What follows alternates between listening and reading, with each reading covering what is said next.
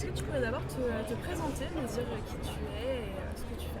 Ok, alors je m'appelle Desnoyers Marie, je suis du coup étudiante à l'École internationale du manga et de l'animation qui se trouve à Toulouse.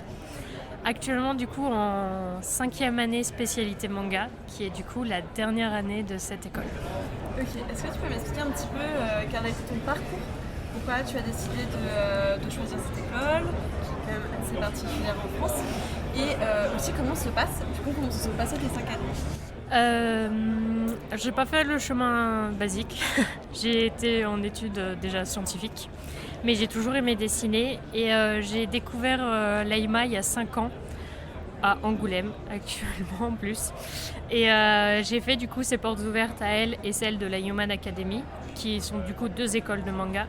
Et j'avoue être tombée amoureuse de celle de Toulouse. Et donc de fil en aiguille, j'ai passé mon examen, j'ai été prise. Et ces 5 années à l'AIMA m'ont énormément appris. Parce que je suis rentrée dans l'optique je veux faire du manga alors que j'avais juste dessiné Luffy en faisant un stop sur ma télé. Et aujourd'hui, je regarde presque plus d'animés, j'ai pas le temps. Je lis beaucoup plus de mangas du coup, étant donné que c'est ça que je veux faire. Et l'école m'a beaucoup appris de choses. D'accord. Et tu peux expliquer un petit peu les cours que tu as? Alors, on est divisé, on a le tronc commun, où du coup là on va avoir vraiment plein de matières. J'ai par exemple dessin, manga qui va nous apprendre la narration, la façon de découper. Je vais avoir colorisation traditionnelle et digitale pour qu'on sache utiliser les 2 formats. Je vais avoir un cours d'illustration qui nous apprend à créer des histoires, par exemple jeunesse, ou faire des affiches, ce qui nous permet de gagner notre vie autrement que par nos histoires. J'ai storyboarder aussi, qui nous permet de toucher à l'animation. On a un peu d'anglais, du japonais si on le souhaite. Et ça va être le tronc commun. Et après, du coup, on a les spécialités. Moi, du coup, vu que je suis partie en manga, je passe ma vie à faire du manga.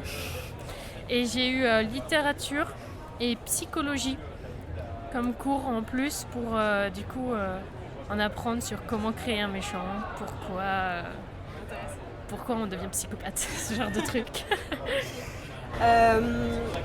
Du coup là, au Festival d'Angoulême, il y a une grosse partie manga, ce qui n'était pas forcément le cas avant. Il y a la venue d'Isayama entre autres.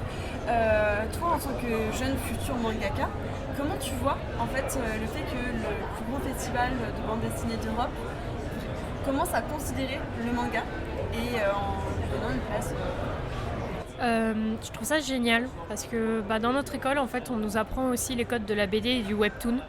Et le fait de voir en fait les 3 ensemble, c'est vraiment génial parce qu'en soi, le format change, mais au fond, ça reste une histoire qu'on veut raconter. Et voir que tous les styles maintenant d'histoire que actuellement le monde nous propose peuvent être mélangés dans ce festival, c'est vraiment génial. Parce qu'on a la BD, les comics, et maintenant on a le manga et le webtoon qui apparaissent de plus en plus et que les gens apprennent à connaître ces formats, c'est vraiment génial. Et est-ce que pour toi, il y a avec du coup là, ces 2 écoles qui sont ouvertes assez récemment, avec du coup tout le manga qui prend une place, qui a une place très importante en France en termes de lecteurs et aussi de spectateurs, est-ce que tu dirais qu'il y a un style au manga français? Il y a certains qui parlent de mangfra. Est-ce que pour toi, tu vois quelque chose vraiment une école française du manga se détacher, ou est-ce que tu penses que ça n'a pas trop de sens en fait de parler de style français en manga? Quand j'entends plus parler du manfra, c'est généralement quand ils le mettent en sens français. Donc on va lire de gauche à droite, alors qu'au Japon c'est de droite à gauche. Après, forcément, les mangas français vont avoir la patte française, parce que on est français, en tout cas la plupart des auteurs sont français ou même européens. Donc en fait, ça va être nos galères qu'on a en France dont on va parler dans nos histoires. Après, une école... Pour toi, c'est plus en fait dans la narration qu'on voit le style français plutôt que le style graphique? Ouais. Parce qu'en soi, on dit beaucoup t'es pas manga, t'es plutôt franco-belge. Mais en soi, je lis des mangas qui sont franco-belges. pourtant qui viennent du Japon. Parce qu'en fait, cet auteur-là a été bercé dans de la franco-belge. Ça dépend simplement de quel est le premier bouquin qu'on a ouvert dans notre vie, avec lesquels on va grandir.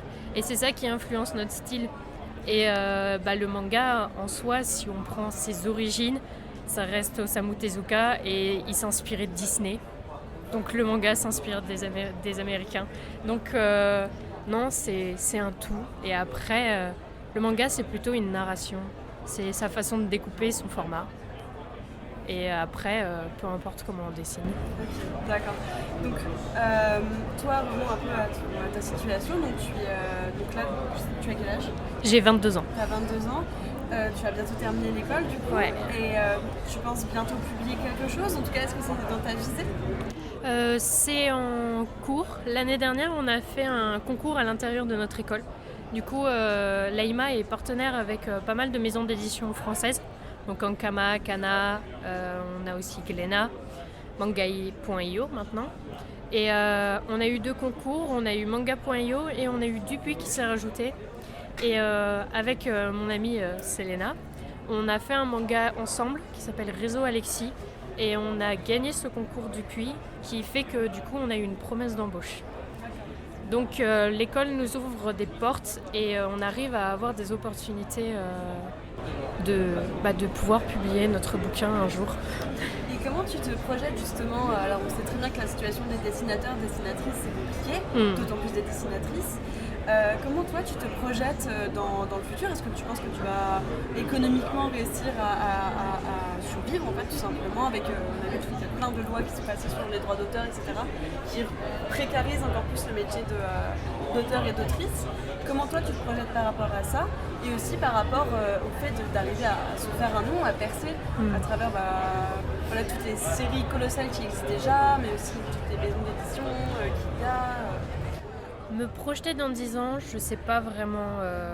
Forcément, ça fait peur. Bon, c'est vrai qu'on n'est pas dans le meilleur monde où c'est pas parce qu'on a sorti un bouquin qu'on a réussi.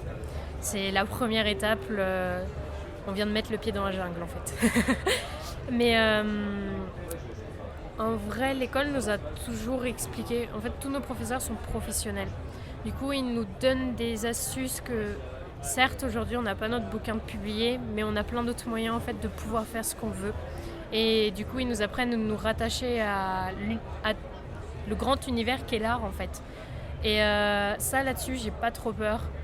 Parce que ils m'ont appris en fait, à gérer et à me dire que ouais, aujourd'hui, mon manga, peut-être qu'il marche pas, mais rien ne m'empêche de faire une BD jeunesse, toujours dans un style manga d'ailleurs, parce que les enfants, ils aiment le manga aussi. Donc, on peut totalement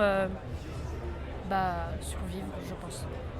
Après, la gloire, évidemment, ce serait génial. Mais ça, pour le moment, je sais pas. Écoute, c'est tout ce qu'on souhaite.